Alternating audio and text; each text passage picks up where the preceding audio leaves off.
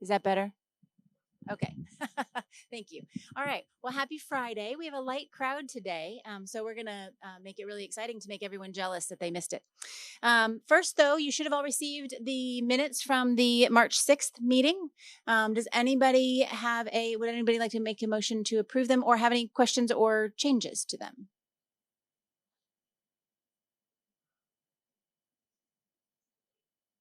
Okay. Would anybody like to make a motion to approve them? Tell me your name. All right. And any seconds? Steve? Any more discussion? All in favor? Woo! Okay, so next, I'd like to invite up Kenzie Gleason. I saw her, but I've missed. Oh, great. Kenzie, we will have you come up and talk about our Complete Streets Manual.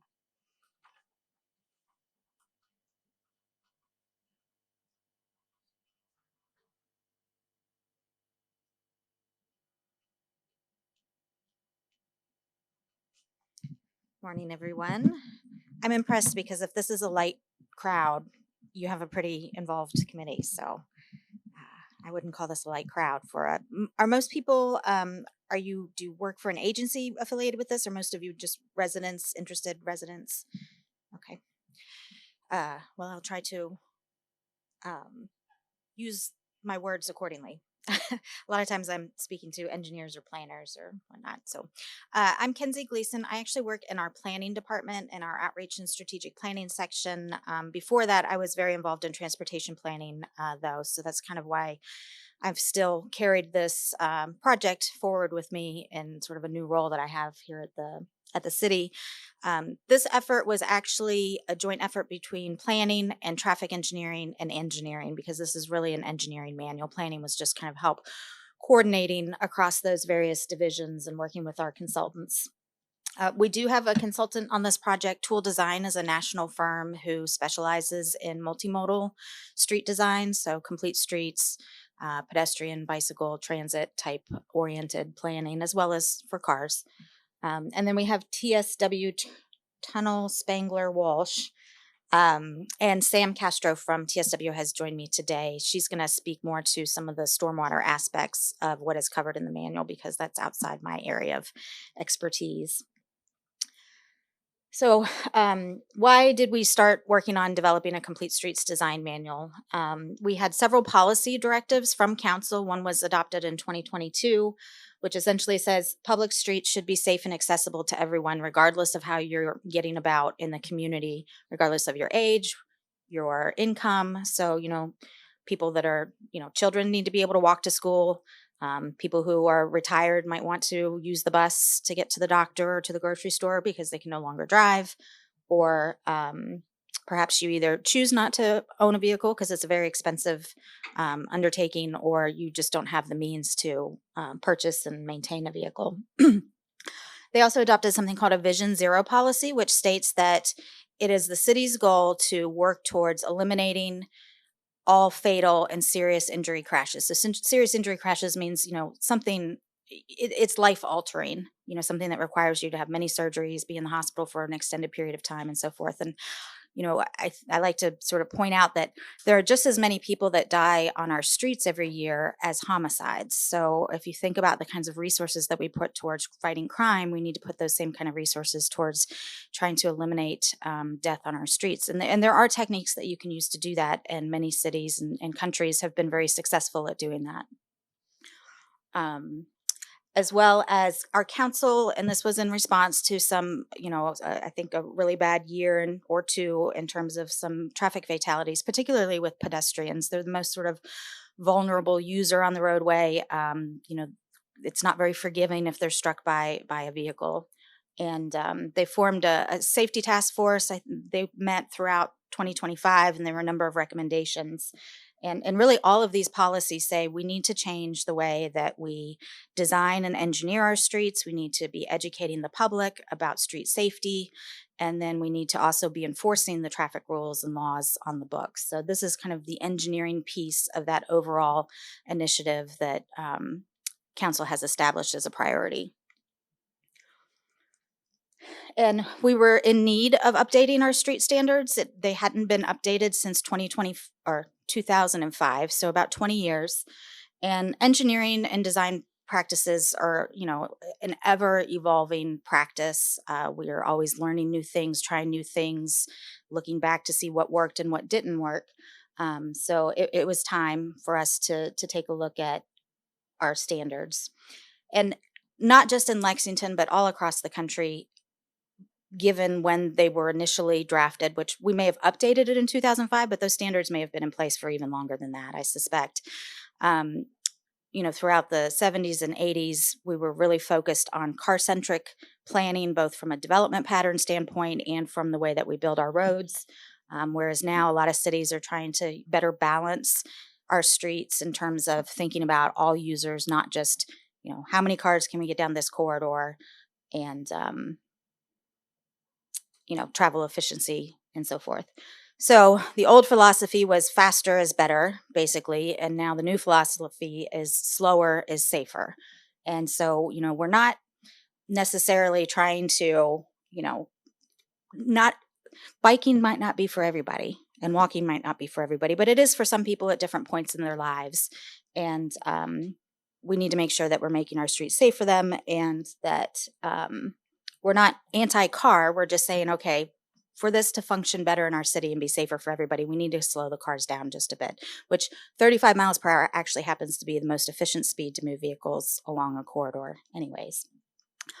Which you can see, just in terms of your ability to anticipate the need to stop for, a potential collision, as well as the speed and the inertia that's involved at those different speeds. There's a very big jump between survivability, particularly of pedestrians, between like 25 miles per hour and 40 miles per hour.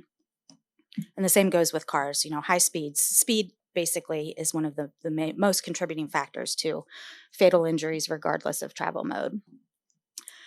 We also have several different pieces or manuals or rules and regulations in place that affect street design. That includes our roadway engineering manual.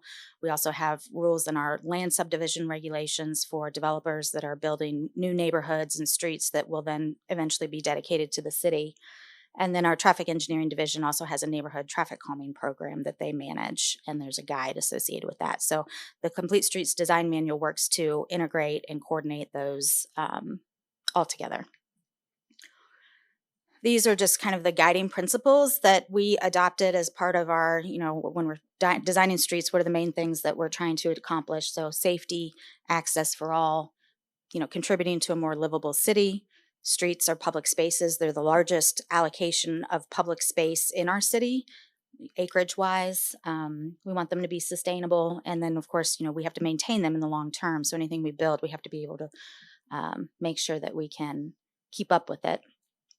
And then transparency is more about making sure that we have all the right people at the table, the community, especially when we're doing roadway reconstruction projects, not so much new build, to make sure that we're being responsive to the community's desires as it relates to how that street will function and affect them or their property or whatnot. So what does it apply to? It is one of the official engineering manuals of LFUCG. I think we've got 6 or 7 of them. So that governs all of our new development and the infrastructure that is constructed either by us or by others. It does replace the roadway design manual. It's not necessarily an update, a red line update of it per se. It's more of just a full rewrite. And then it also applies to, of course, then new development, infill and redevelopment, and then any project that the city would undertake. So just kind of broadly, what has changed between the old manual and the new manual? The street sections are more responsive to the surrounding land use. Before, we only had, you had a neighborhood street or a local street, you had a collector street, and it didn't matter if you were in a commercial area or a residential area. It was all sized to the same size. So we've added some different variations so that you can choose a street based on what is around that street. Bikeways, for many years, bike lanes were the standard in the practice through, national sources and so forth, but they've really moved towards full separated bikeways. So that's one of the major changes that we have made. Intersections, where we're moving towards the standard intersection going forward unless it can't work for some reason or another, is a circular type intersection. So roundabouts, neighborhood traffic circles, they're extremely efficient at moving cars.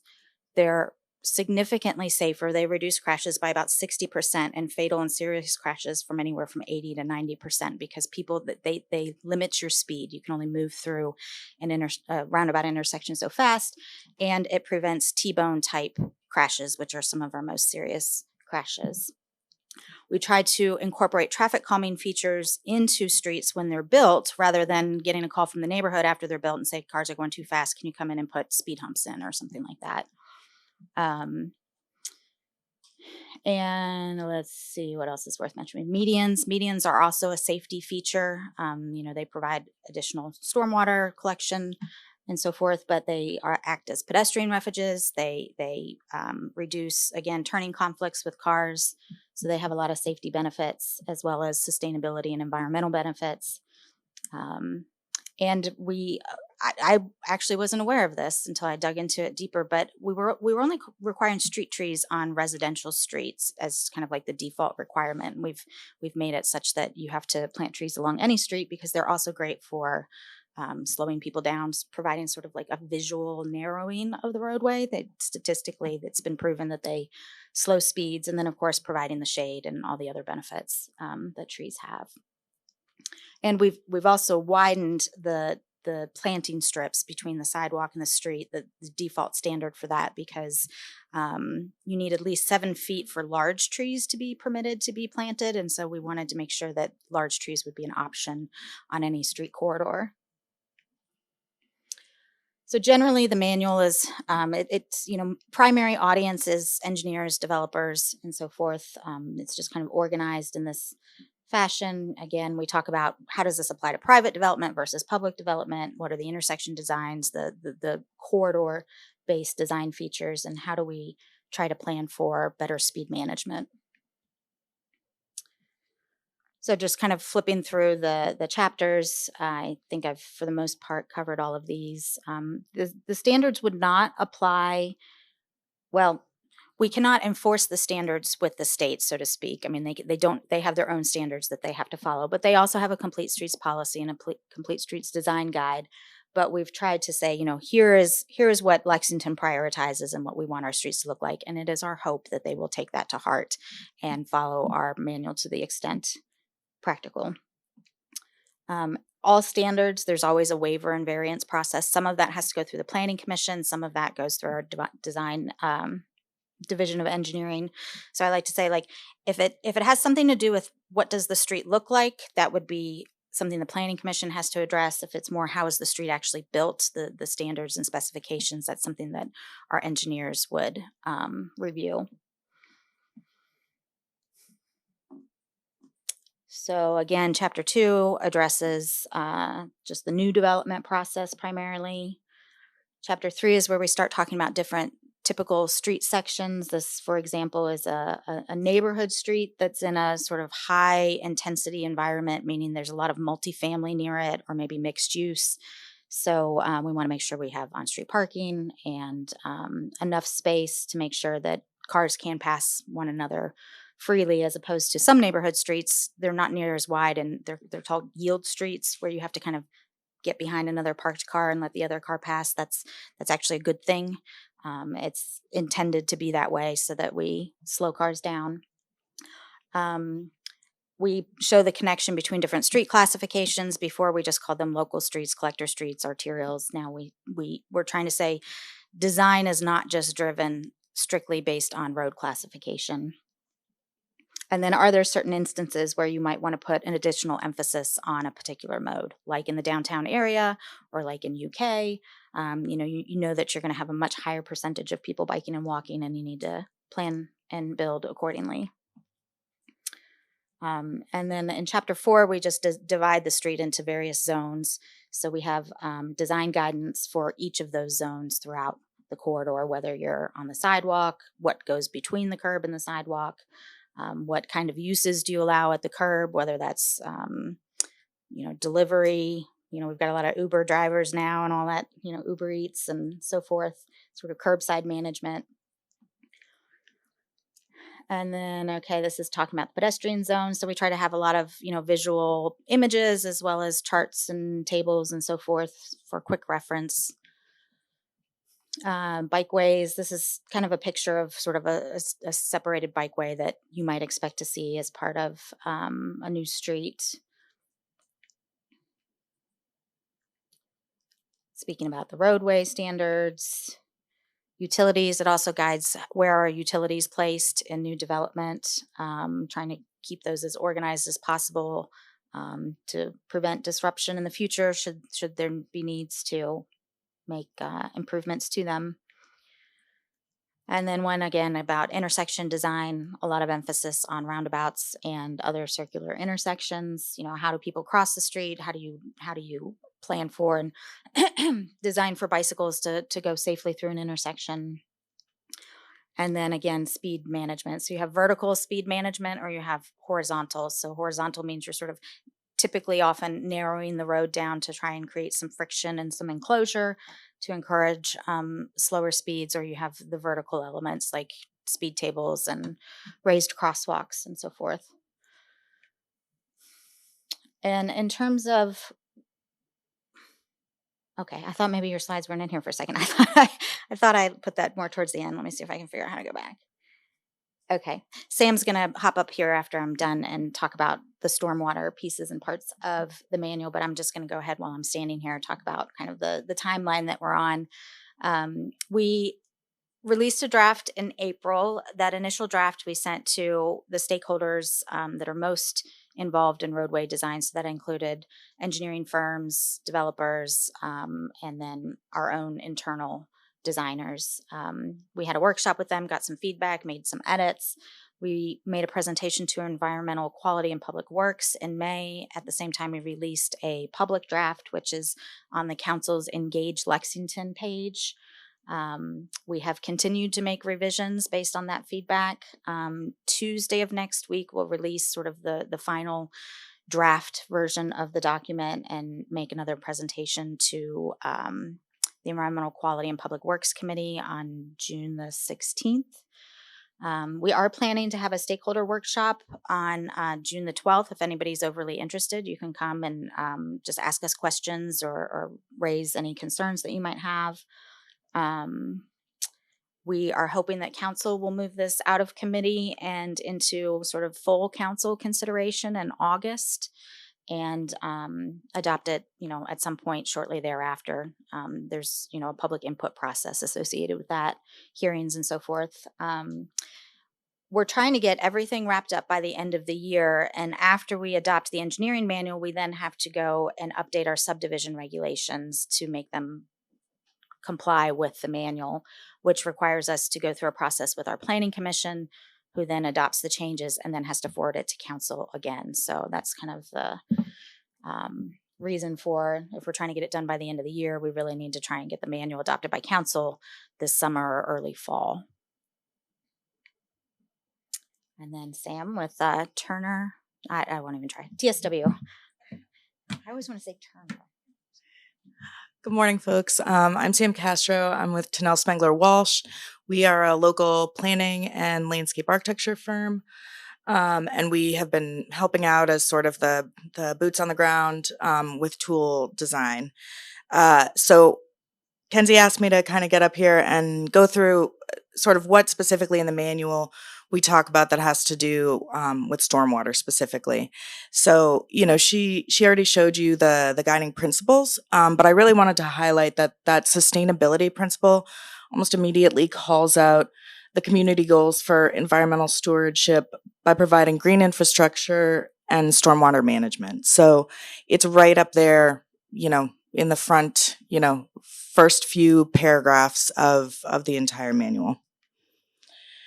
If you want to follow along at home, that really a lot of the bulk of the areas that have to do with stormwater end up in chapter 4, where we're talking about street corridor elements. The biggest part on the street itself, the paved vehicular section, really just talks about preventing ponding and then positive drainage. I think the more important elements that we really get into are in the median zone, where we talk about the use of landscape medians, and specifically calling out those areas for stormwater infiltration and green infrastructure.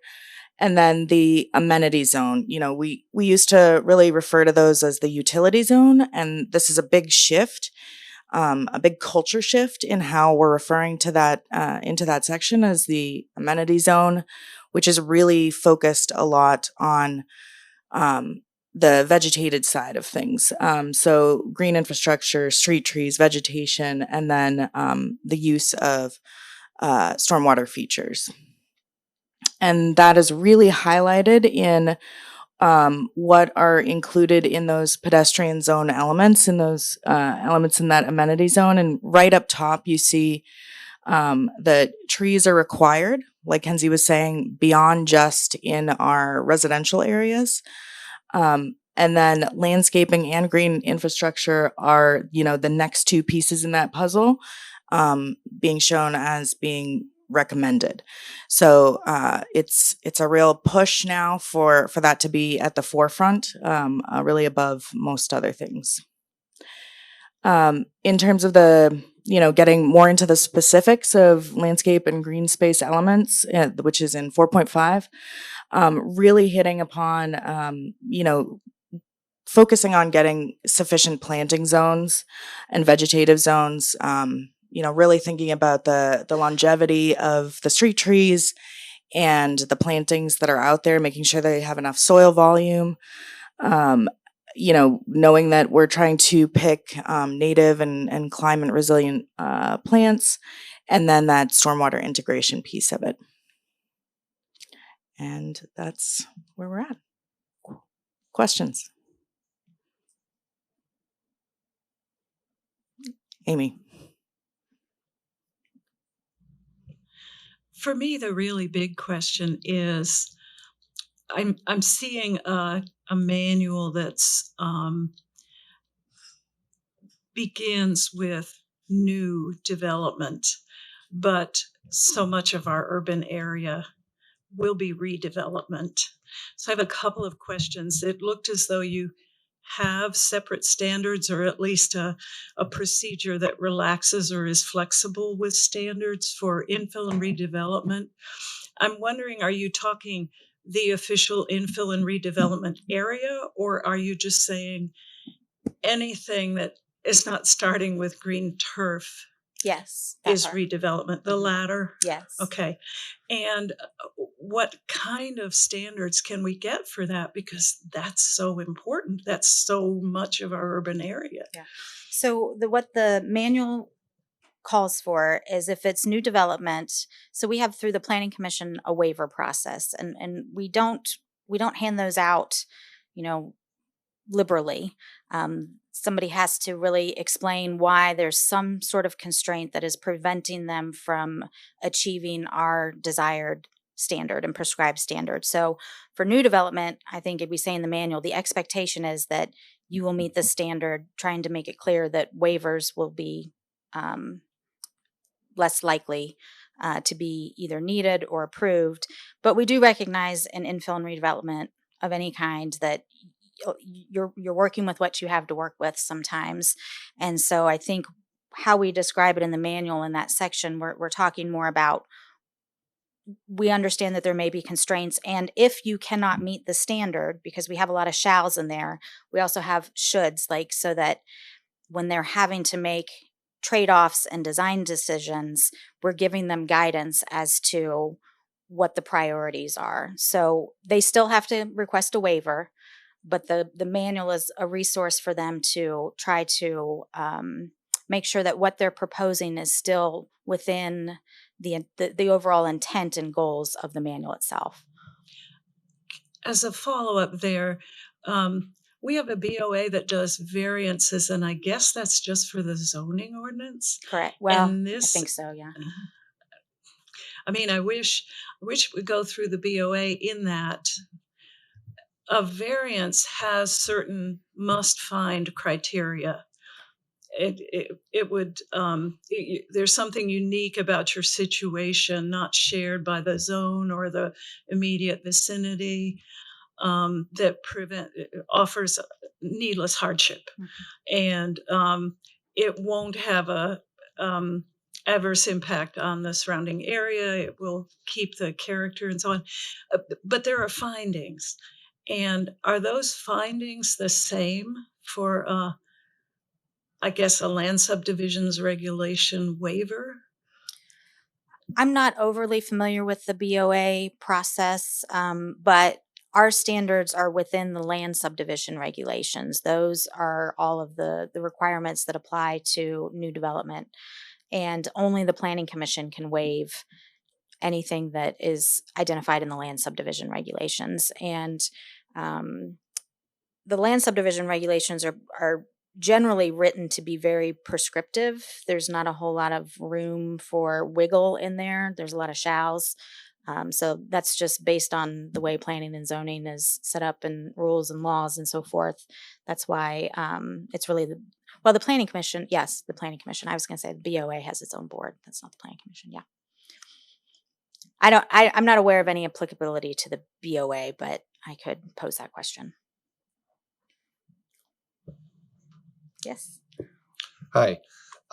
So I've got a lot of interest in the stormwater and the green infrastructure, trees and things like that, and moving water off of roadways and putting it to good use in the landscape. And I really appreciate that you've got that built in with the scope of that's part of this of the tree, the complete streets. I do a lot of work with the stormwater grants, and those fund projects that go above and beyond regulated or projects that have to be done. Are the just for so I'm understanding clearly, are elements in here required to be done, or would some of these be subject to the stormwater grant to put in place? Many of the green infrastructure elements are permissible but not required. I mean, aside from the planting strips and the trees, but in terms of, like, what do they call them? Rain gardens, thank you.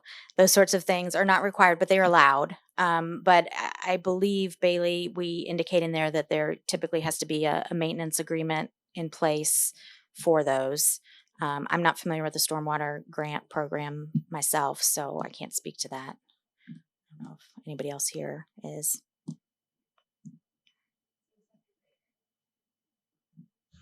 Who would be the applicant for that?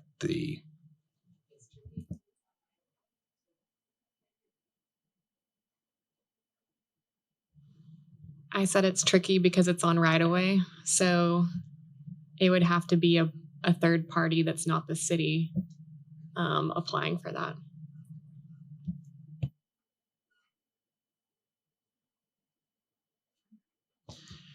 I'm curious about your native and climate resilient species. Do you have a list of that? Does it reference the stormwater manual lists?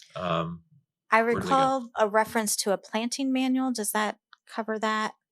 Yes. So in some cases, we don't reiterate specific design, guidance. We just point to the other resources that we have available at the city. So the planting manual is in there as the sort of official document that you would look for that particular list of approved plantings.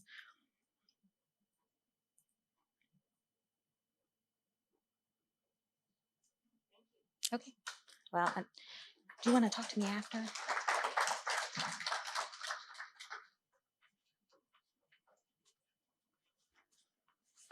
I think that's really interesting. There's a lot of things I've learned at these meetings, and street design is fascinating because you see it every day. Okay, so going from hardscape to softscape, we're going to now talk about riparian and landscape restoration for stormwater management with Dr. John McMain from the UK.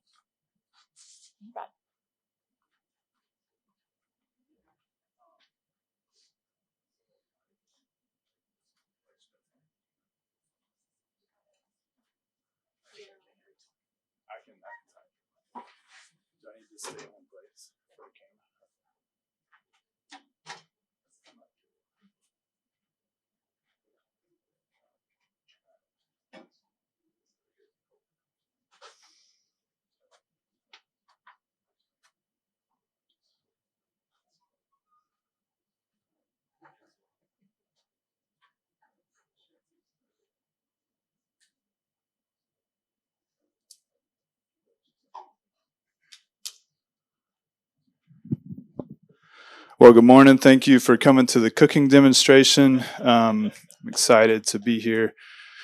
No, I'm John McMain. I'm at University of Kentucky in the Biosystems and Ag Engineering Department. I have 3 roles there, probably more than that because we always do, but extension is my primary, which is why I have my little demonstration this morning because, I don't know, I like giving PowerPoints and giving lectures, but I also like to show what I'm talking about rather than just tell. So we'll give it a shot and then do a little research. And what I'm going to talk to you today is about some of the preliminary data from some of the research we started last year and then kind of ongoing from here, some of the concepts of that and what we hope to accomplish with that. And then also do a little bit of teaching, which I'm not going to talk about today, but some I do, so I figured I'd throw it in there. So anyway, I want to start very broad, and this is going to be review for a lot of us. Well, this isn't review, I guess. I forgot I had the acknowledgement slide first. So a lot of people put the acknowledgements on the end. I don't like to do that because then I feel like it's rushed. People don't get properly acknowledged. But big shout out. This is, let's see. There we go. That's Abby Davidson. She collected most of the data that I'll present today. Noah Lane just finished his master's. He is on the job market. He's not on the picture, but he's on the job market. He's a fantastic engineer. And then the rest of the folks, Kennedy, there in the red shirt, she's a REU, research experience for undergraduate student this summer from Ohio, but going to UK. And then this is Jeremy. He is joining us this summer from University of Nebraska-Lincoln. So, y'all all know this probably because this is the Stormwater Stakeholder Advisory Group. But, you know, it's good to reiterate. And it's good to reiterate because sometimes we don't think about the big changes that small changes to the landscape can make, right? A lot of times we think about this right here, right? And we look out the window, that's what we see. But I want us to go up here. What if we're outside of the main part of the city, the downtown, just with 10 to 20% impervious cover, we double the amount of precipitation that becomes runoff. Let me say it again. Just with 10% to 20% impervious cover, we have doubled the amount of precipitation that becomes runoff. If you're a stream or a channel that has evolved over many years with that amount of water and that the rate at which that water is getting there, that's a big difference, right? That's like you're just chilling and then all of a sudden someone dumps a big bucket of water on you. And then we see it even more, right? If we're 35 to 50%, we've increased 3 times and then 5.5 times at 75 to 100%. So that's the groundwork I want to lay today.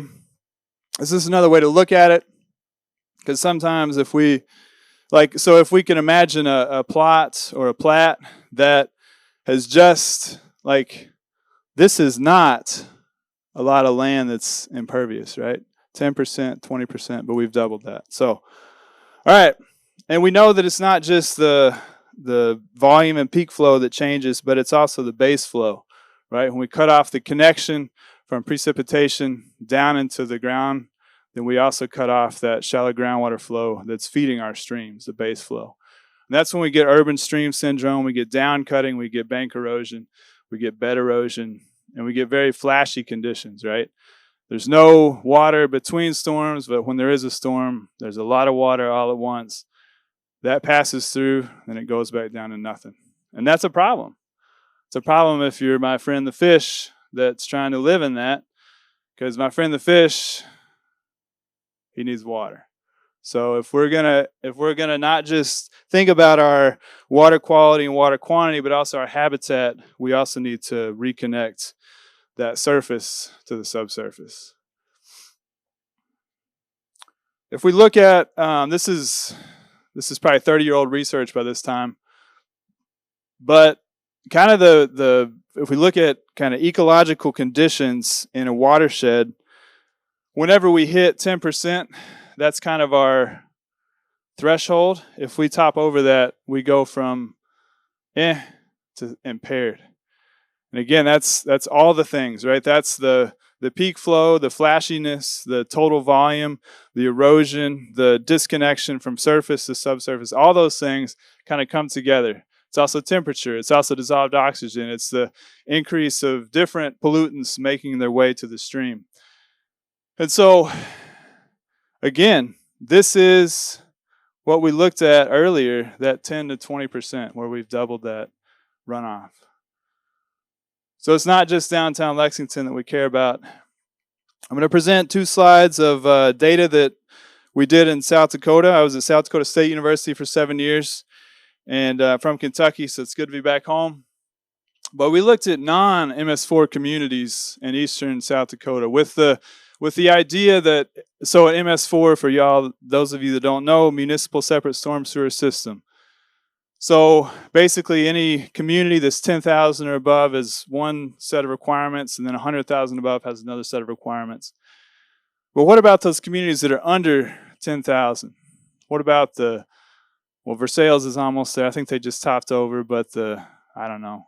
There's a lot of them in Kentucky, right? I can't think of any right now, but there's like 100 and, how many MS4s are there? Steve, you remember that? 100 some, 120, 110, something like that. But then there's like 300 or 400 non-MS4s. And I know that I'm talking to folks that work and live in Lexington, but I want us to think about all of the communities across Kentucky that also have impervious surfaces, right? But don't have the resources and the expertise like Bailey and Frank and Kinsey and all these great people in here. What are they going to do? It's one thing for a community with resources and people to address these challenges. It's another if they don't have those resources and people. And so what we did in eastern South Dakota, and we're doing the same work here in Kentucky, we looked at these non-MS4 communities. And so one thing we found, we looked from about 2000 to 2020. And one thing we found was the average was under that 10% threshold in 2001. In 2019, the average had jumped over the 10% threshold. Now, it's probably not that discrete, right? It's probably not like, oh, we got 10%, we got a bunch of fish killed. But we see an increase, and we see an increase that's ecologically important. Another thing we looked at is population dynamics. If you're from a small town, I grew up in Salvisa. Anybody ever heard of Salvisa, Mercer County? All right. I like you all. So I grew up outside of Salvisa, but Salvisa is not a big town. And there's a lot of those not very big towns, right? I don't even know, is Salvisa incorporated? I'm not even sure. Anyway, I think it is, but we also know that the small towns are getting smaller and the big cities are getting bigger. This is a demographic shift that we've seen over the last probably 50 years. Now, the small towns are getting smaller. That means that the resources they did have, the tax base that they did have, the expertise they did have is also diminishing, right? So that's a challenge right there. But then we also look at, so this bottom graph, this is, each of these bars is a town. And above zero is an increase in impervious cover. Below zero is a decrease in impervious cover. This up here is a population change. Again, below zero is a population decrease. Above zero is a population increase. And again, this is for eastern South Dakota. I apologize, I'm not presenting Kentucky data, but we hope to have that soon. But if you look at this cutoff here, everything to the left of the mouse, the towns are getting smaller or staying the same. The population is decreasing. But what do you see over here?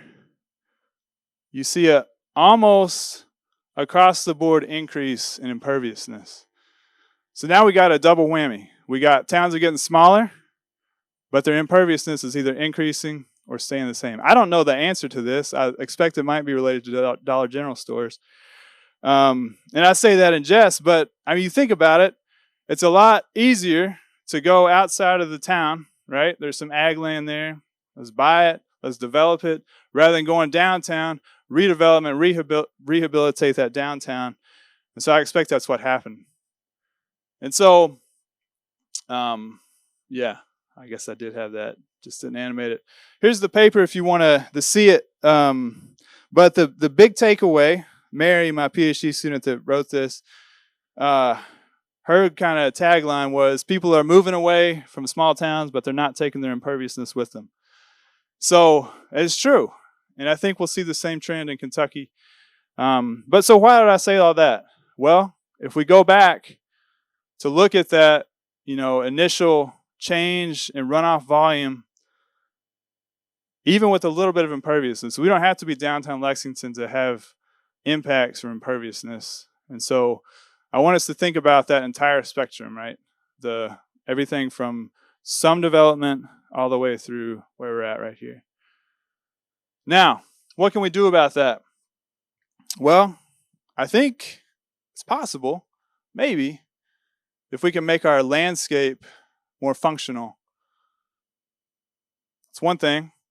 I have a sponge up here on the table. And if we can make our landscapes like sponges, that goes a long way, right? It's easier said than done. And these landscapes have been shaped over millennia, and then they've been reshaped more recently by human intervention, right? But we can reshape them by restoring some of that ecological and hydrologic function. So I have just riparian areas on here, which is the data I'll present, but we're also looking at some upland areas as well. Now, you didn't know you're going to get a lecture today, so I apologize, but I want us to think about different pieces of the water balance where ecological restoration can make a difference, all right? Now, to do this, we have to start with what comes from the sky. Now, my title in South Dakota was Assistant Professor in Extension Water Management Engineer. And that was true for 6 months of the year, and then 6 months of the year was Extension Snow Management Engineer. But, so however, whatever form it comes down from the sky in, that's where we start, right? And it can do one of about 4 things once it lands on the ground surface. It can go into the ground. We call that infiltration, which I don't have on here. It can run off the surface, which, call that runoff. Makes sense. It can go deeper into the ground. We call that either deep percolation if it keeps going straight down, or kind of the shallow groundwater flow, inner flow, base flow, whatever you want to call it. And then, I don't have storage on here, but it can be stored in the surface, like on the surface, or it can be stored in the soil. I'll talk more about that on the next slide. And then there's some amount that goes back to the atmosphere, either through transpiration, which is through the plants, or through the energy of the sun, evaporation. We combine that into evapotranspiration. Okay, so how can ecological restoration, what pieces of this water balance can that affect? Well, number one, we could, part of the reason, other than an impervious surface, that we get a lot of runoff is because the green space that we have is not very functional, okay? So if it lands on the surface, what is the capacity of that soil and that kind of soil vegetation matrix to capture and infiltrate water? How much are we getting into the ground? That's piece number one. That has to do with compaction. That has to do with macropores, right? The large pore space that water can move into and through the soil surface. Okay, so that's piece one. Piece number two. I mentioned it. I don't have it on here. It's on the next slide. But how much storage is there on the surface? Storage on the surface, that's more of an engineering approach maybe, which I'm an engineer, so I would advocate for that. But we also have storage in the soil.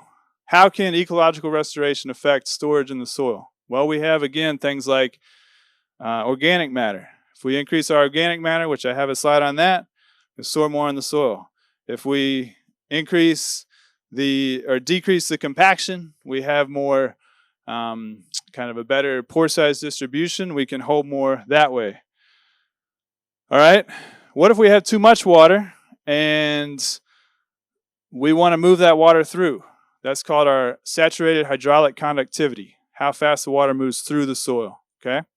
Now, if we have a low saturated hydraulic conductivity, it's probably due to either we had too much clay, which is not really something we can change a lot with ecological restoration. It might be because we have very compacted soils. That is something we can change with ecological restoration to some extent. Get roots and mycorrhizal fungi, the bugs that are on the fungi that's on the roots, microbial communities, all of those things can change the properties of the soil to some extent. We can also think about how much we're pumping out of the soil back to the atmosphere, right? Trees do a really good job of that. So the more vegetation we have, the better job we do of kind of dewatering that soil profile. So this is our demonstration. Okay, so if we start with a very saturated soil, I should have brought those paper towels up here with me. If we start with a very saturated soil, then it's like this sponge which has been sitting in water for the first half hour. What happens? This is when the force of gravity, you got a tug of war here. And the force of gravity is stronger than the ability of that soil to hold on to the water, right? This makes sense. And this is essentially a measurement of what's called saturated hydraulic conductivity. This is essentially the ability of that soil to transmit water down and through. So that gravity is pulling that water down. It's moving through the soil profile. That's a good thing if we're interested in moving water quickly, right? So rather than just run off, we're able to get it through the soil profile. Once we've reached a balance between the gravity and the soil, this is what we call field capacity. So that means there's no more, bear with me, there's no more water dripping out of the sponge or the soil. This is the start of plant available water. This is when the plants enter into the picture, and now they have a tug of war between the soil, all right? So let's imagine that you're a plant root, you're pulling on this soil. So I'm going to simulate that by squeezing, right? I'm exerting force. This is the same concept as a root exerting force on the soil profile. And if we have less space or less difference between saturation and field capacity, that means we're storing more in the water, in the soil. We're storing more water in the soil. That's a better sponge. Now, there's some point, though, that the soil is holding on so tight to the water that the roots can no longer pull any out, right? And that's called permanent wilting point or wilting point, okay? And that's where we're at right now.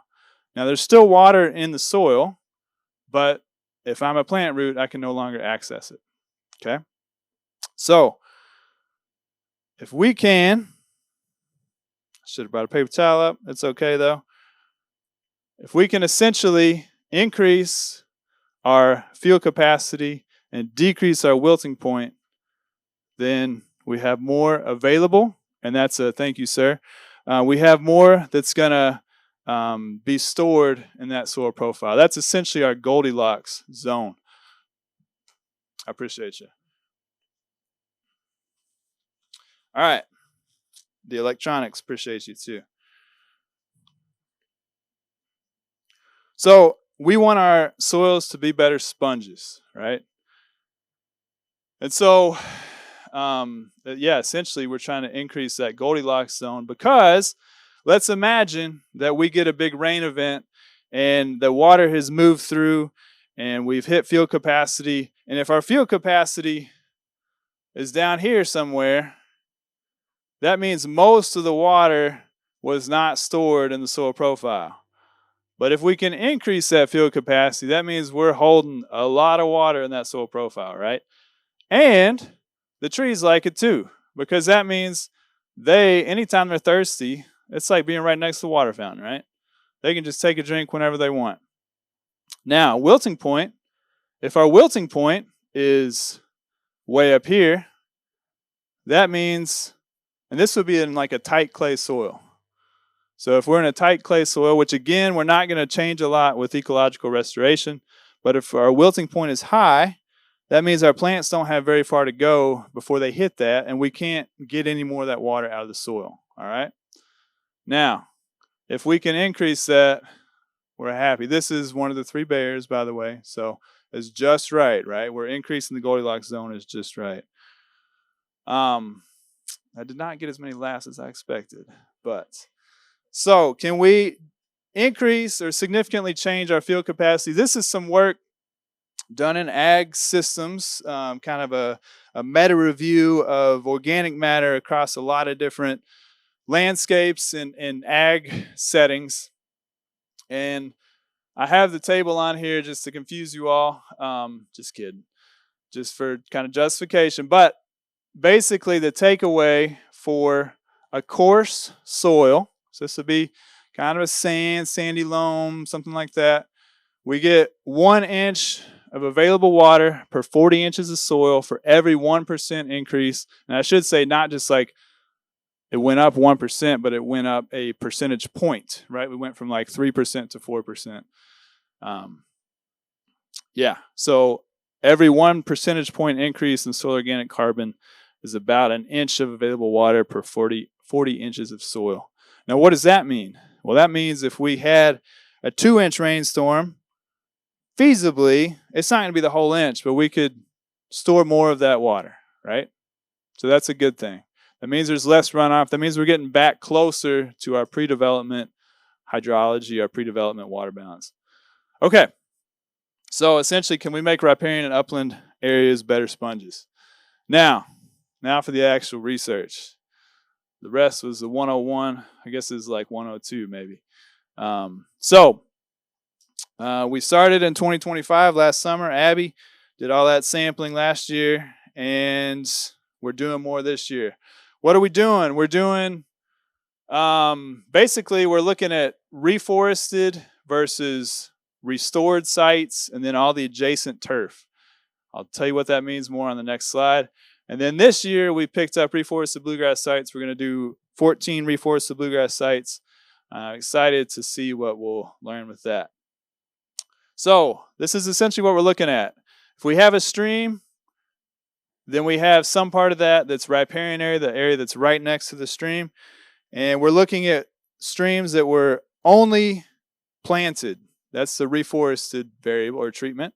And then we have streams that had either channel reconstruction or bank stabilization or both that may or may not have had trees also planted.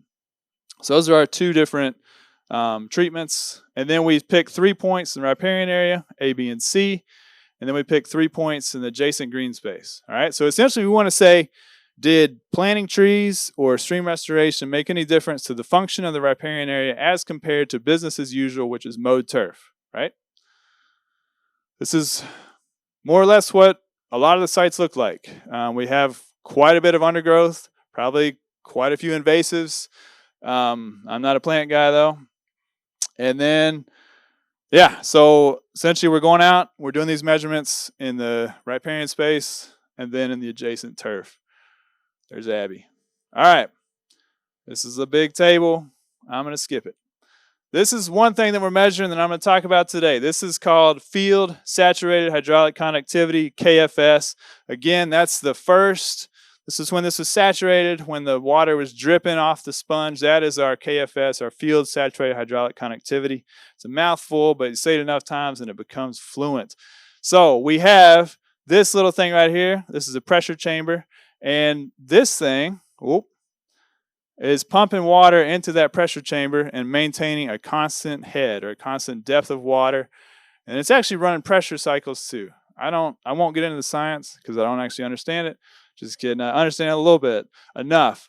And then basically it runs for about 2 hours, saturates up your soil profile, pumps water in there and takes measurements. And then the amount of water that goes in, you can have a reading at the end of that to know your KFS, your field saturated hydraulic conductivity. That's very useful to know. That helps us understand when it rains and there's water that needs to go into the soil profile, how fast can it move into and through the soil profile?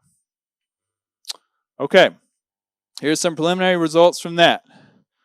Now, I'm going to walk you through these bar charts. They're not that complicated, but I'll walk you through them. On the x-axis, this is our riparian. This is our adjacent turf. We also split the bar graph up into reforested and restored. The y-axis is our KFS, our field saturated hydraulic conductivity, in inches per hour. One thing that you'll see is we do see some increase in KFS for the reforested compared to the restored for our riparian areas. Okay. Now, this does not have statistical. I didn't do a 2-key test on this or show a 2-key test. So I'm not showing you that these are not actually statistically significant. So they're numerically different. One's higher than the other. They're not statistically different.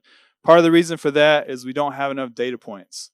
But it's promising, I would say, right? If this trend continues for the remaining points that we're going to take, I think we have something going here. The other thing to point out is, and this one is statistically significant, our reforested riparian area is higher than the turf in both the reforested and the restored. So that means something's happening when you plant a riparian area up that is changing the performance of that compared to the adjacent turf.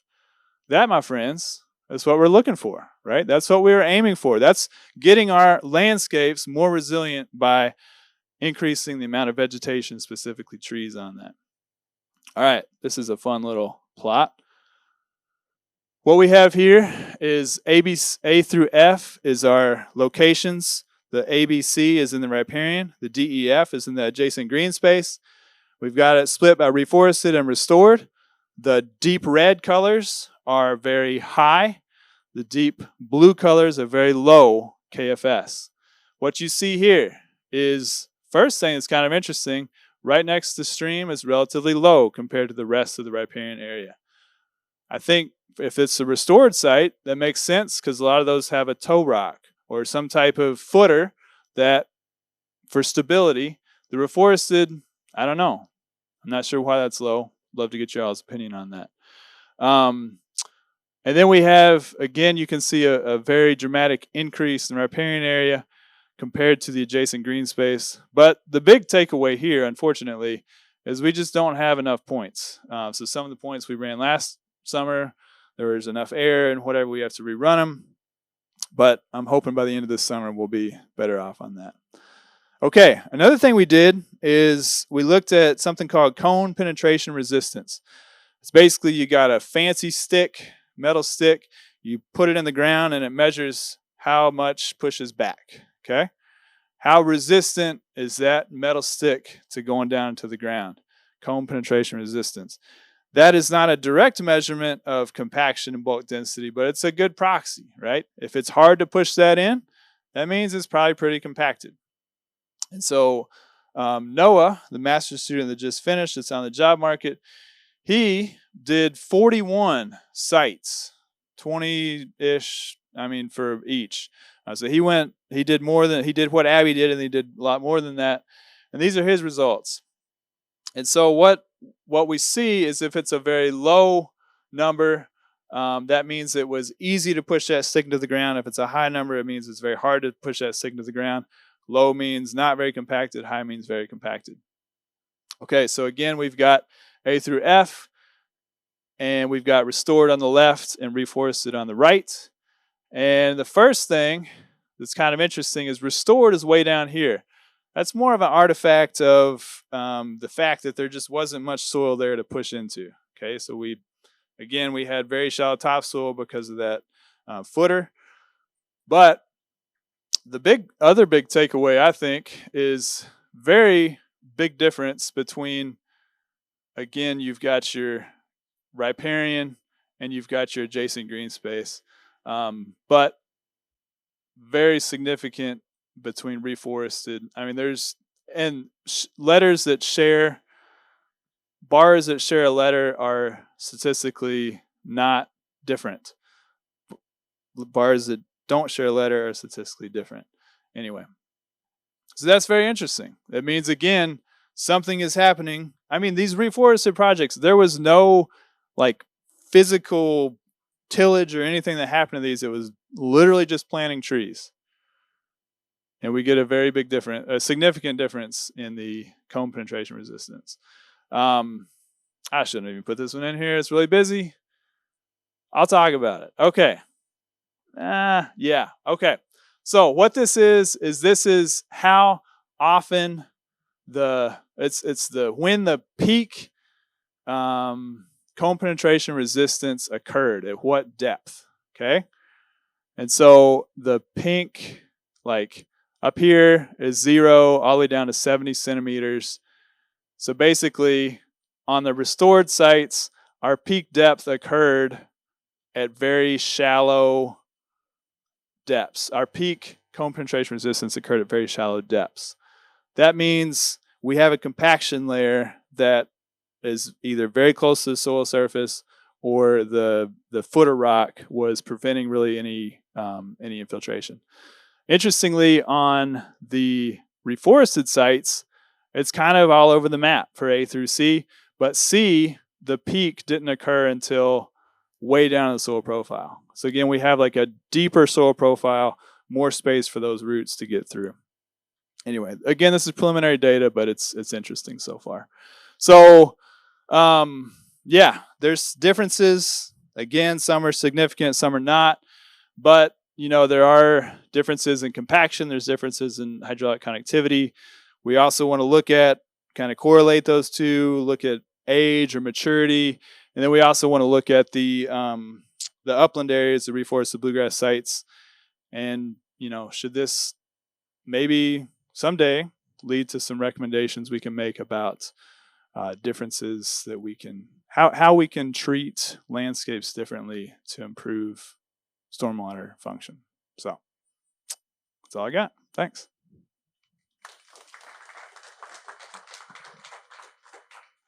Any questions? Hey, John. Oh, go ahead. Yeah. I got one back here too. Oh, yeah. Sure. Go for it, Russ. Okay. Well, I've always got a question. Yeah. So in my experience, some of the rain garden and green infrastructure projects we've worked on, designs would call for is about 70% sand, 15% compost, 15% topsoil. And my impression is that it's kind of been, those numbers have been used in the past. So they just keep using the numbers. Yeah. That leads to that field capacity isn't really taken into consideration. It's very, very difficult to get plants to grow in that high sandy soil. We don't have a native equivalent to that unless it's a river bottom, but that's different. Are there examples that you could recommend of other communities using some specifications other than that to attain what's good for growing things in when it comes to stormwater and green infrastructure? Yeah, that is a really good question. And my short answer is no. But that's not a very satisfying answer. So, yes, there are definitely standards that go beyond rapid movement of water through the media. Some of the challenge, if you have a rain garden or a bioretention cell, like compost is an easy one, right? Because compost is like heavy organic matter. So if we build in enough compost, like we're building in some of that water storage. But if we're concerned about nutrients, compost also has nutrients. And so there has been some concern about amping that way up to increase the field capacity because there's possibly some trade-off of leaching or sourcing some of those nutrients downstream. Now, I would say more mature composts, and I'm not a compost expert, but not all composts are going to be made the same. And a lot of times those nutrients, some are more bioavailable than others. Some are more labile, some are more prone to leaching. And so I think that's another consideration on the leaching side. But yeah, there are some other standards. I mean, the North Carolinas and Portland's and like definitely communities that are in like Chesapeake Bay type situations or endangered salmon or things like that. But I don't know any off the top of my head. So that's the non-satisfying part of my answer. So I don't know. How's that for a non-answer, Russ? Other questions that I cannot answer? Frank, go ahead. Yeah, I was just wondering, were there considerations in terms of urban versus rural in terms of those profiles where you all were doing those cone tests and what have you? Yeah. Good question. So all of the sites that we used were from the inventory, the stream restoration inventory. So they're all within Lexington. I should provide that context. I'd say the majority of those were, I'd say, kind of typical urban, either residential or like mixed use. But there were a couple that were like Legacy Trail type. So, and we did get a layer from Bailey to try to look at like either historic development or like another thing is if you've got a stream, a lot of times you're going to have utilities like stormwater infrastructure there because it's the lowest point.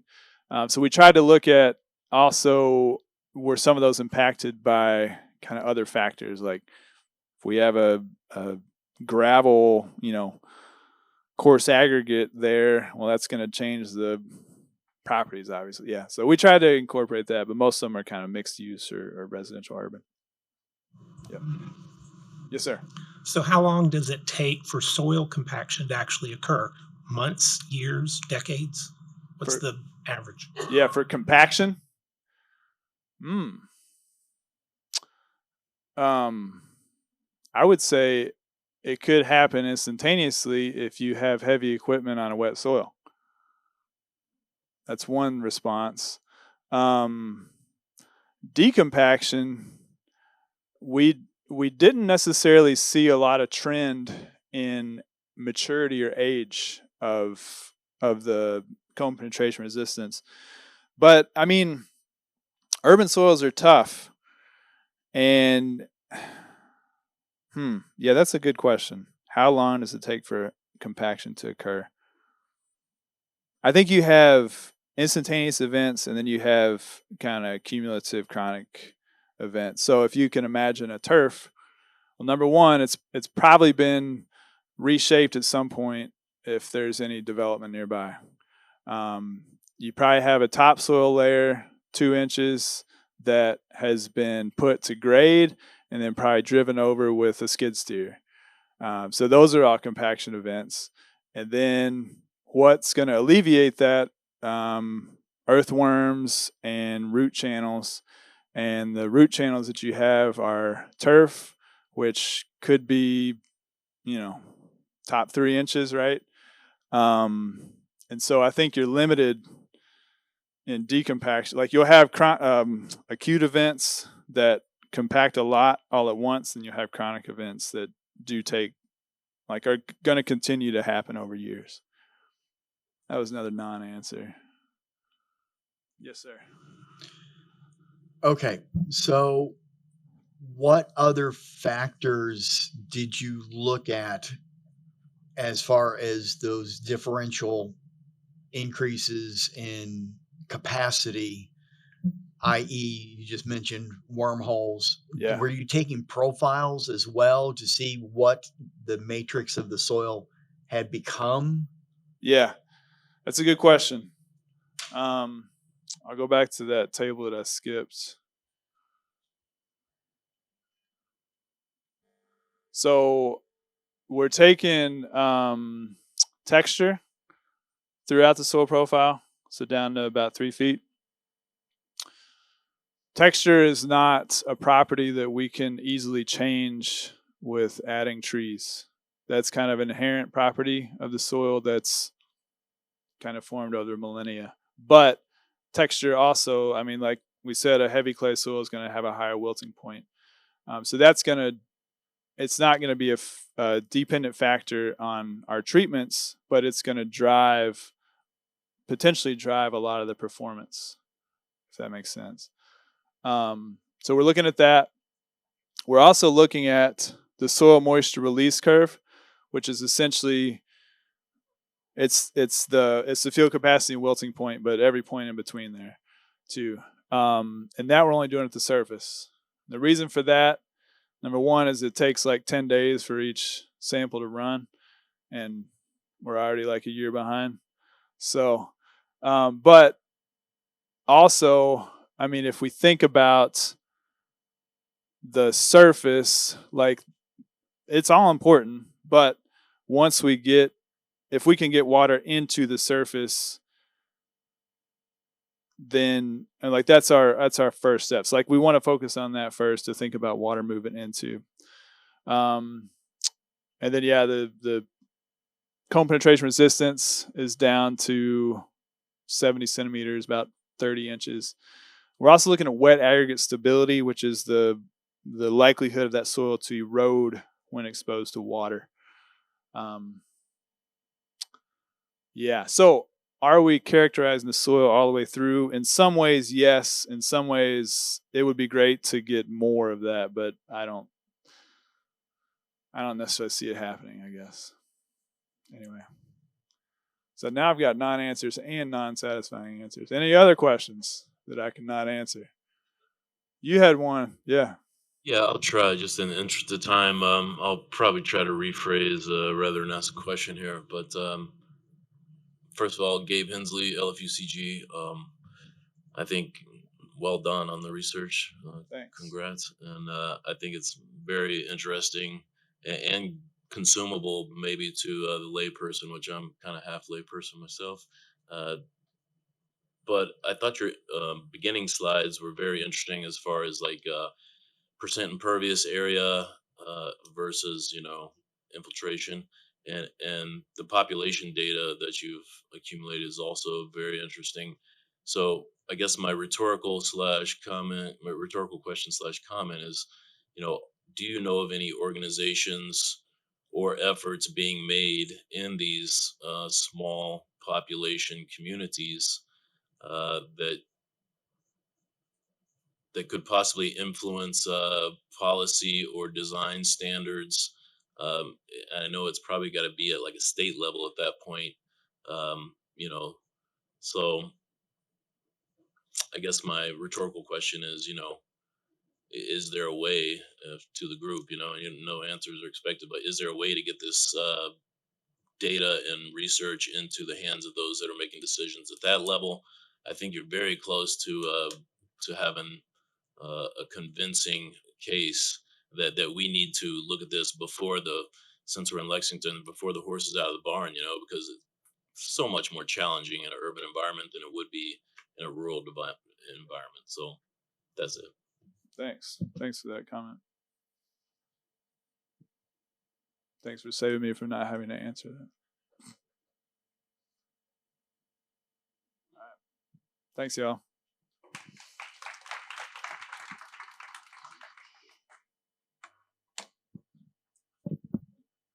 I'll put it back. Thank you very much for that, and for demonstrations. That's always fun. Just to quickly answer your question, Bluegrass Green Source had a 319, which is a Division of Water grant, to do riparian buffer plantings, and we did a lot of things in Millville. We did a lot of things in Stanford, in Lincoln County, riparian buffer plantings. I mean, I don't think that they changed the world, but they sure changed those little places. And the discussion was not so much all of the things that Dr. McMain was talking about, but was flooding, which is similar. But how do we prevent flooding and that kind of thing? So that's my tiny, since I have the microphone, my tiny answer to to that. So next, we are going to have a video, which I'm excited about. I don't think I've ever seen a video in one of these meetings. So get your popcorn. We'll be excited. We're going to be Dr. Nabil Al-Emery and Dr. Jimmy Fox are going to be talking about climate change impacts on precipitation and flooding in Kentucky. Hello, everyone. My name is Jimmy Fox from the University of Kentucky. And today I'm going to be talking to you about climate change impacts on precipitation and flooding in Kentucky.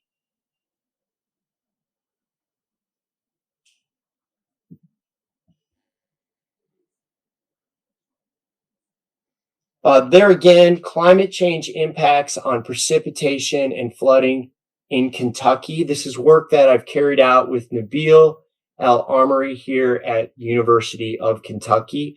And so Kentucky is expected to see increased average annual precipitation in 2055. Over the next 30 years, Kentucky is expected to see increased frequency and magnitude of extreme flooding in streams by 2055. And this is based on evidence reported by the United States National Climate Assessment, as well as work done by our group. So future extreme flooding. Future flooding remains a concern for loss of life and destruction of infrastructure near streams and rivers. And so here we see a couple photographs, one in Johnson County, Kentucky, another in Scott County, Kentucky, showing a flood event in a stream. And so here on the left in eastern Kentucky, in Johnson County, we see a mobile home that's been destroyed by this flood event and is being carried downstream. On the right-hand side, we see a flood event in Scott County. That's my home county. And we see the inundation by the water flooding the vegetation in this image. And these images have just become more and more frequent, it seems like, in the news as we see these flood events occurring across Kentucky and across the United States.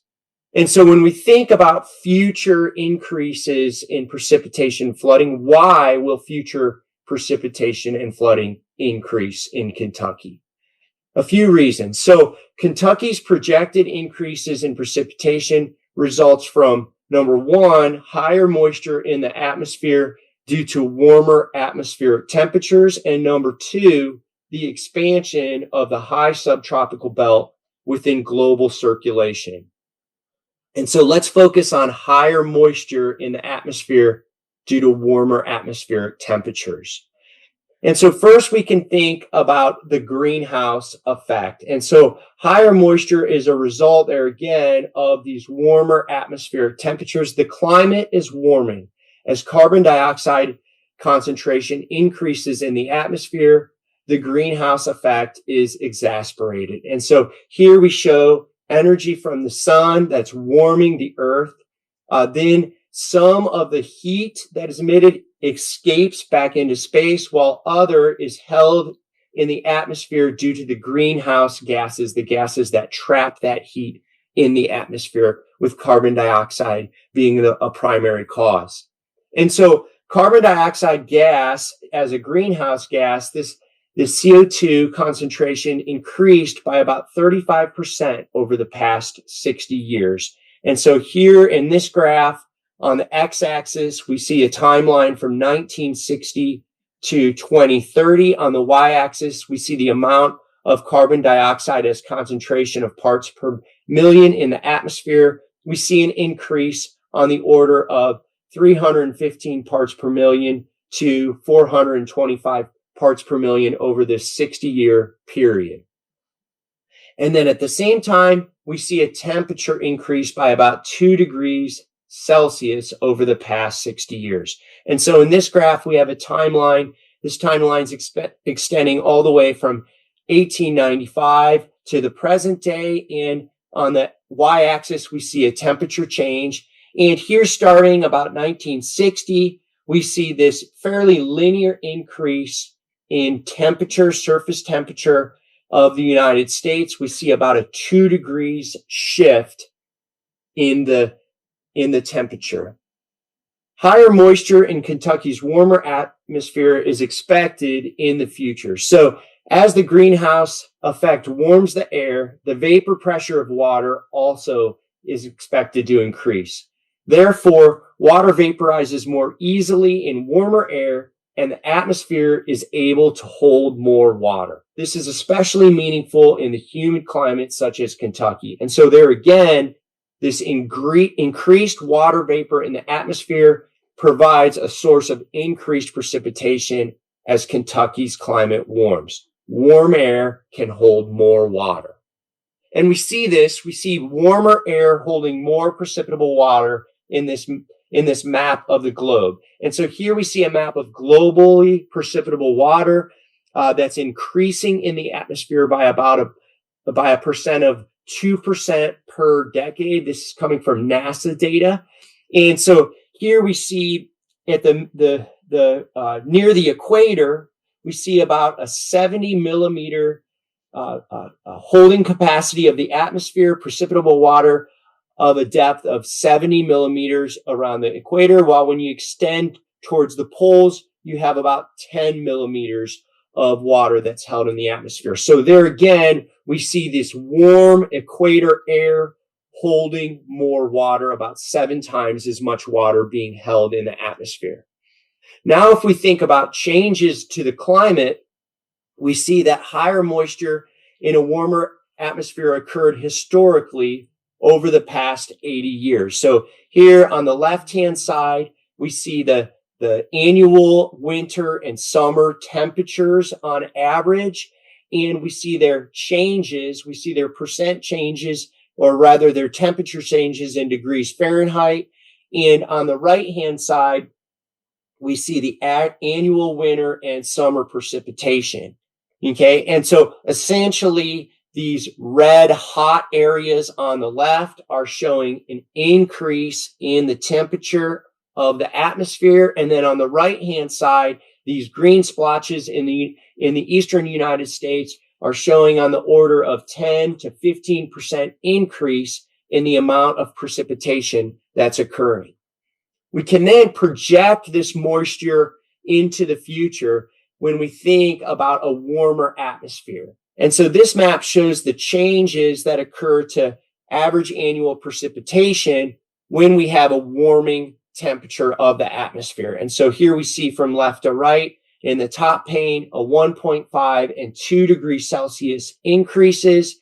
And as we have these increases in temperature, we see in the southern and southwestern United States, we see actually decreases in precipitation, while in the northern United States and eastern United States, these green areas are showing average annual increases in precipitation.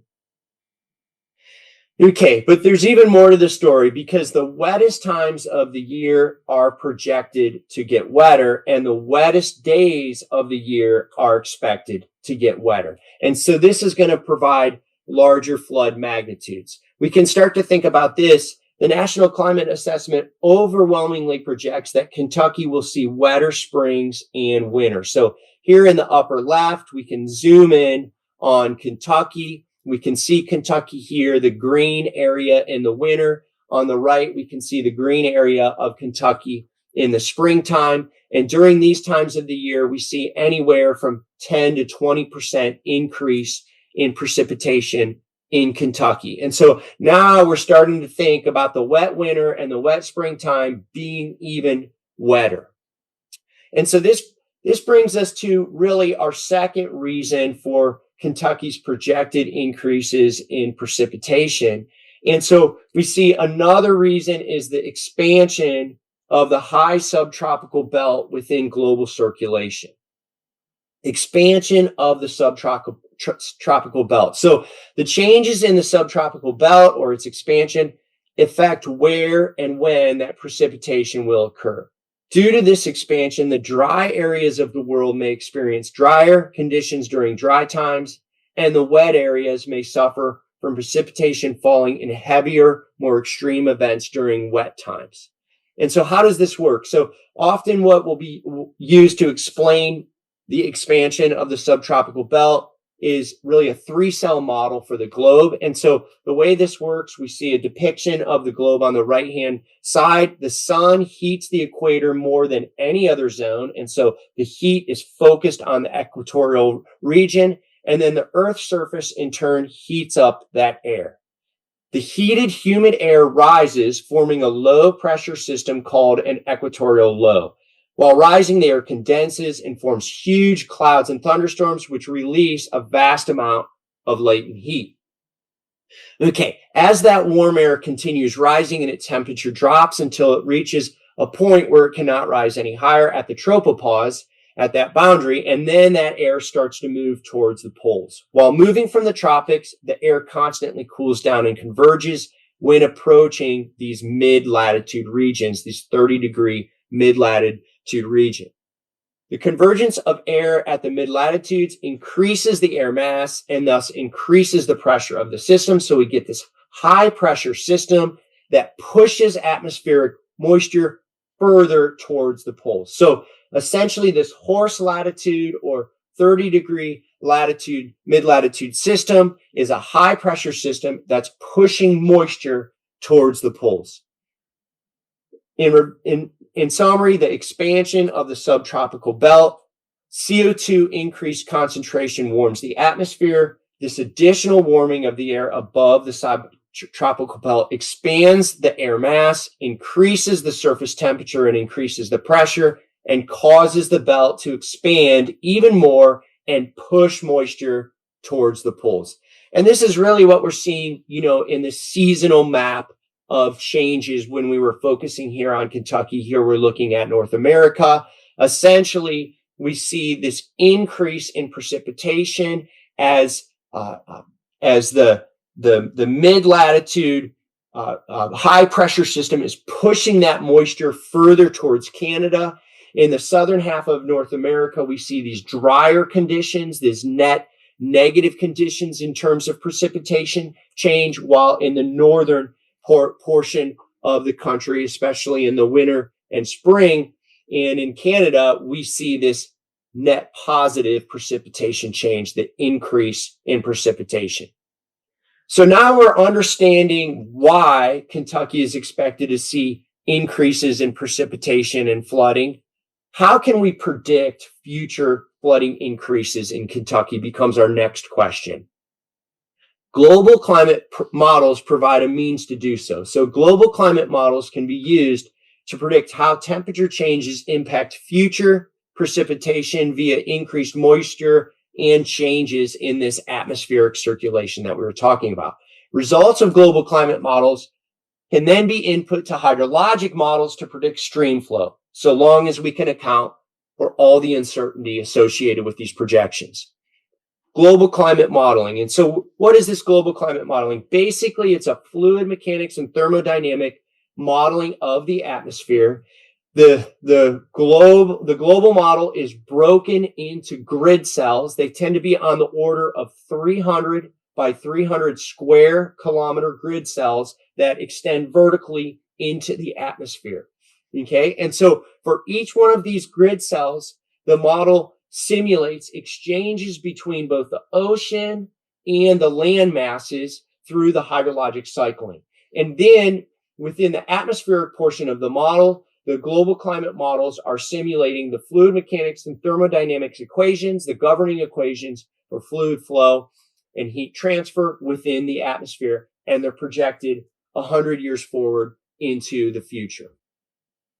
And so use of global climate models for predicting future stream flow, well, this requires quite a bit of work, quite a bit of uncertainty analysis, as well as downscaling methods. And so essentially what is done is assumptions are made about future greenhouse gas emissions and global warming. And so this requires assumptions as well as scenarios as to how land uses will change into the future and how fossil fuel emissions may change in the future, and a whole suite of high, medium, low conditions and scenarios are run for these future emission scenarios. These inputs are simulated within the global climate modeling that we just talked about, and then either statistical methods or regional climate modeling is used in order to downscale these simulations from those 300 by 300 square kilometers to closer to 10 by 10 square kilometers.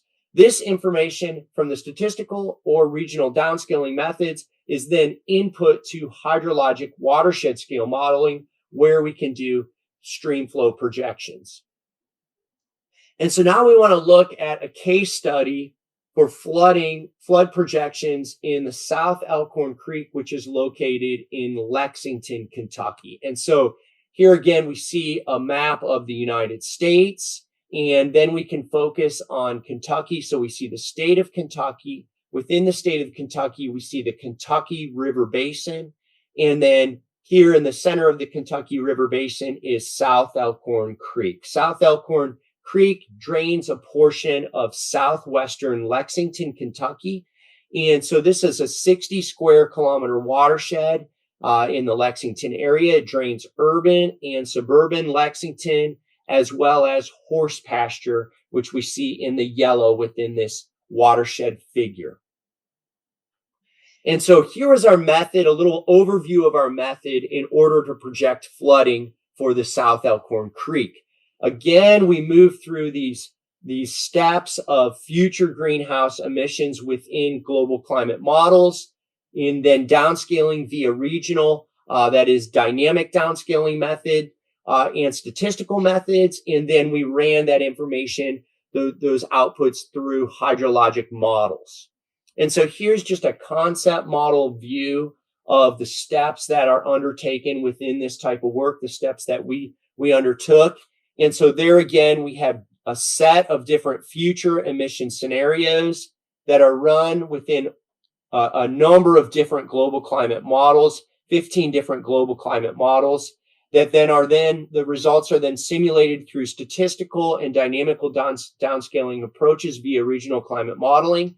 We then do a number of different bias correction techniques in order to correct the forecast data based on hindcast observations and hindcast modeling.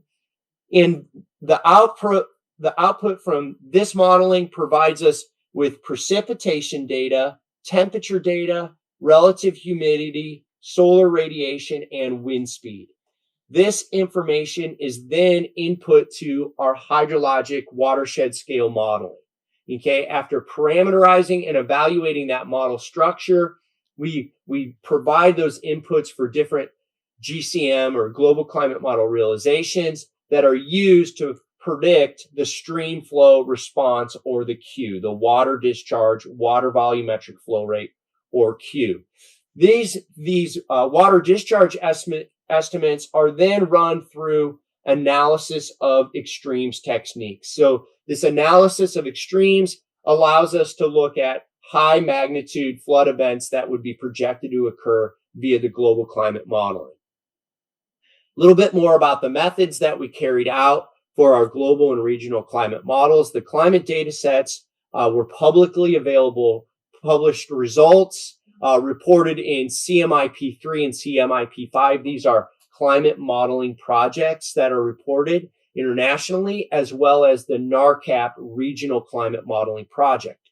Simulations were then carried out for the hindcast scenarios, as well as for 74 global climate model simulations that were performed for the forecast period from 2046 to 2065.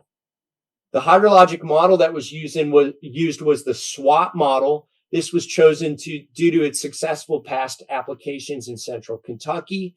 And the SWAT model relies on topography, soil, and meteorologic data that we utilized. And then we underwent a number of calibration and model evaluation techniques using United States Geological Survey gauge data.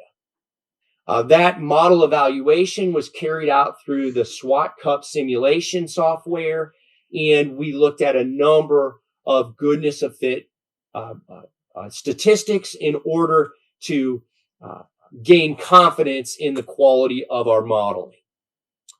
Okay, we also need to think a little bit about extreme value theory and modeling. This allows us to give the extremes, the flood conditions, such as a 100-year return interval flood event. And so hydrologists have considered a number of methods to try and represent future extreme stream flow.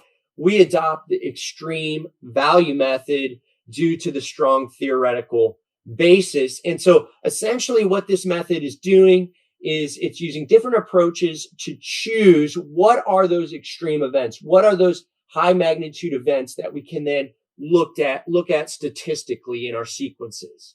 Okay. And so we really use two approaches. We use the annual maximum approach as well as the peak over threshold approach. And so here we see the peak over threshold approach, which provides additional number of data that gives us the probability distribution for the 220 and 100-year return periods. A little bit about the method. Essentially, we are using this AM and POT method, In the POT method, we're looking at an extremal index as well as a statistical likelihood ratio test in order to move through and understand which of those peak over threshold events are significant. And then in the annual maximum method, here we're using the maximum event that occurred each year. And then we're looking at statistical analyses of these tests as well as a likelihood ratio test in order to produce that final distribution via a Gumbel distribution. So results for the South Elkhorn Creek at the United States Geological Survey stream gauge at Fort Springs. Again, this is just for this particular stream where the analysis was carried out. But we do want to look at this case study and think about these results. So first of all, we have results of monthly precipitation and stream flow changes for 2055. And so what we're showing here on the x-axis is just a time series, January, February, March through December. And in the top plot, we have the change in precipitation. The bottom plot, we have a change in stream flow for South Elkhorn Creek. And so here we're seeing in January, February, March, April, we're seeing increased precipitation projected for 2055 from the modeling. Here in February, we see about a 30% increase in precipitation projected. We see pretty flat results for May, June, and July. We see increases in August and September. We see a 10% decrease, that dry time of the year getting drier for October. And then we see increases in precipitation in November and December. Now, on a monthly average basis, we see that stream flow tracks pretty well with the changes in precipitation. So changes in stream flow, again, on the order of 15 to 30% increases in January, February, March, and April, increases in our stream flow, flatter results through May, June, July, increases in August and September, decreases in October, flat in November, and increase in December. Okay, over the entire year, we saw an average annual precipitation and stream flow increasing by about 10 and 11%. So matching up as far as precipitation and stream flow increases. Now, increases in stream flow during flooding is a bit of another story. And so here we see a graph of percentile change on the extreme quantiles and the flood frequency curves. And so here on the x-axis of this bar chart, we see return periods. We see a 2-year event, a 20-year return period event, and a 100-year event. So essentially a 2-year return period. This is a storm event or a flooding event that's expected to happen every 2 years. A 20-year event is expected to happen every 20 years. A 100-year event once every 100 years. And then on the y-axis, here we see the change in the stream flow for this extreme maxima. We see a percent change. We see that the 2-year event is expected to increase by about 25% in 2055. We see the 20-year event is expected to increase by about 35%. We see the 100-year event is expected to increase by about 50%. This means that the 100-year storm event in 2055 is expected to increase by 50%, or that flood event is expected to carry 50% more water discharge, 50% more water peak flow, water flow rate during that event.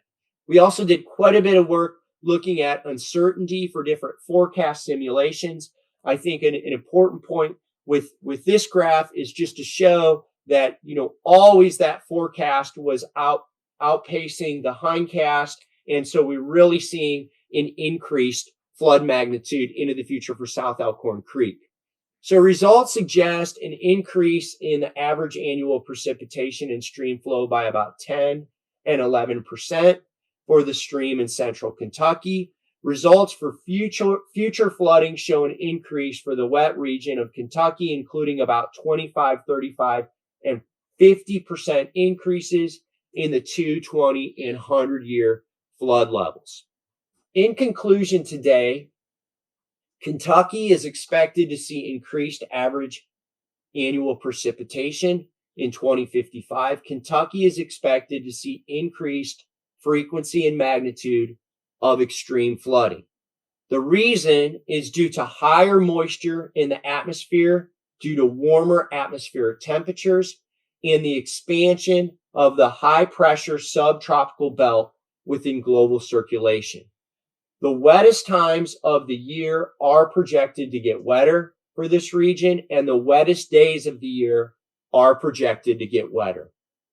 Using global climate modeling that's projected through hydrologic modeling, we're able to forecast flooding and future extreme flooding. In the case of South Elkhorn Creek, we see that the 100-year flood event in 2055 is projected to transport 50% more water discharge. We're currently working on projects for other streams in eastern and central Kentucky, and based on our initial findings, we expect to see similar results. And so we're going to keep working in order to understand the forecasted and projected flooding for these regions. Thank you.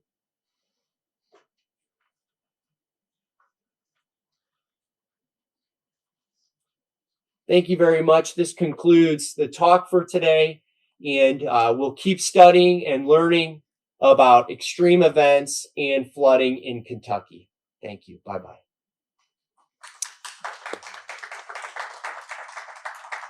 So I want to know who's going to run out to the prediction markets online and and start making a lot of money in 2055. Okay, so clearly we can't ask any questions. I don't know if anyone wants to discuss anything, or if not, we can move on. But I just wanted to give an opportunity to. Yeah, Russ. If no one else has questions. So I'm just wondering, we've got modeling information, it's forecast, it's not, it is what it is. I'm assuming there's some lag time between FEMA and federal directions, what happens, that might be more hard to predict. But does LFUCG, do MS4 communities have the ability to set their own standards based on, like, for design specifications based on some of this modeling that we see? Meaning, do they have the autonomy to kind of change what the target is if it's a Q value or something like that? I am going to look at LFUCG. Our precipitation values in the stormwater manual are based on Atlas 14, which is currently being evaluated for updates. So once that is updated, I would assume an update to the precipitation values in the stormwater manual.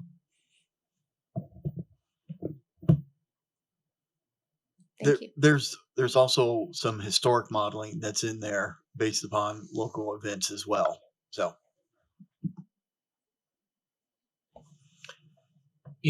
most of these systems are designed on the 25-year storm. Obviously, that's changing.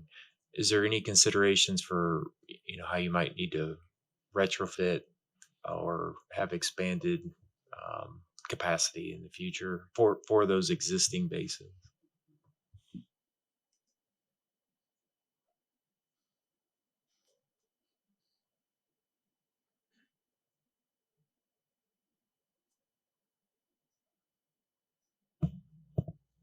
I would say we're not really looking at that right now.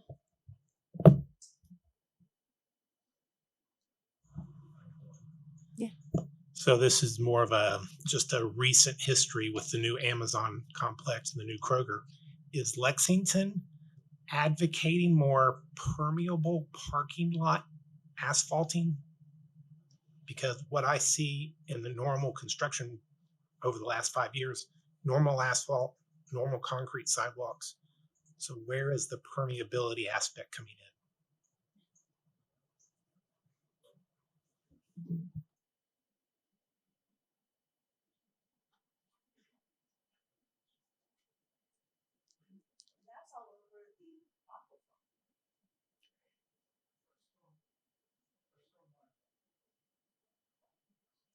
Can it didn't work. No. Is it on? Okay. That's it. Our stormwater manual does address water quality aspects, and then there are a litany of availability on what they may use, but that's up to them. They also pay their stormwater fee based on all of that. And so there's incentive to, in theory. I guess my context is if you have an asphalt impermeable surface, then anything that falls is going to be, quote, runoff, go directly into the stream.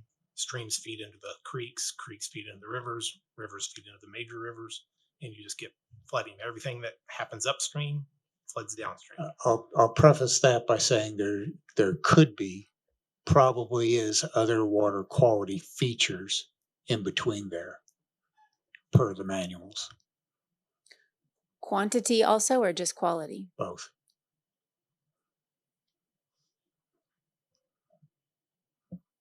Okay. Anything else?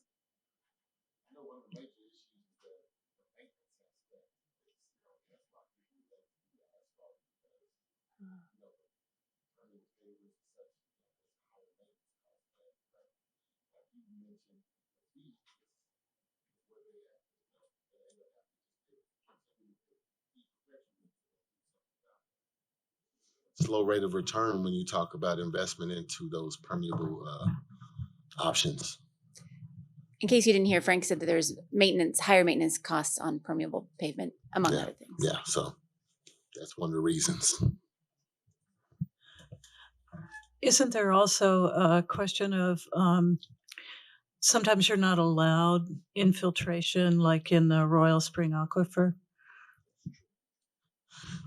I'm seeing nods. Yeah. Well, yeah. So when it comes to incentive grants, we have them, we require them to go to the Royal Spring Aquifer to inform them and to let them, kind of comment, or not necessarily as an authority, but we just want them to have a say into kind of what their thoughts on if it's in their area. So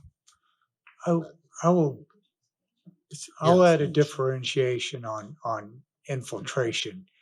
Is infiltration, surface infiltration, localized surface infiltration is probably acceptable. Well injection or deep well infiltration is probably not, with the context of Royal Springs in mind. So. All right, we are going to move forward now. Thank you for that discussion. That was great. On other potential topics for the next meeting, and I'll turn it over to Bailey.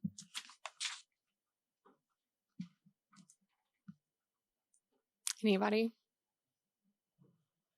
Yeah, I would love to see like an update on the stormwater infrastructure along the Midland corridor, how that's performing since it was installed. Like strength, weaknesses, any lessons learned. Anything else? Okay. We have a lot of things going on this summer. There's Truckapalooza, River Sweep. Class BI grants are due at the end of July, so we have some Q&As and office hours for those. We have free trash disposal day, water quality fees board meeting for approving Class A and BEs the end of July as well. There's a Wolf Run Watershed Council meeting in June.